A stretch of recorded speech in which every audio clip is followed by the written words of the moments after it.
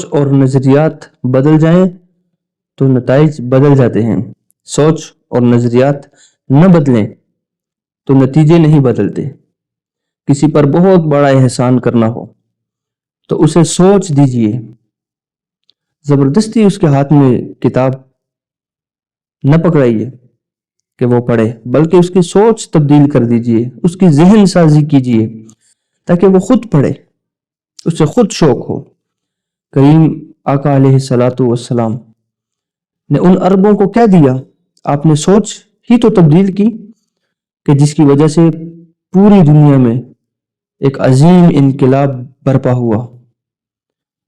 اگر سوچ نہ ہو تو رزق کا حصول خوفناک ہو جاتا ہے. اگر سوچ نہ ہو تو عہدہ بھیانک نتیجے نکالتا ہے، اور اگر سوچ نہ ہو تو زندگی خطرناک ہو جاتی ہے. اس لیے سوچ کو تبدیل کیجیے، نظریات کو تبدیل کیجیے اور ذہن سازی پر توجہ دیجیے.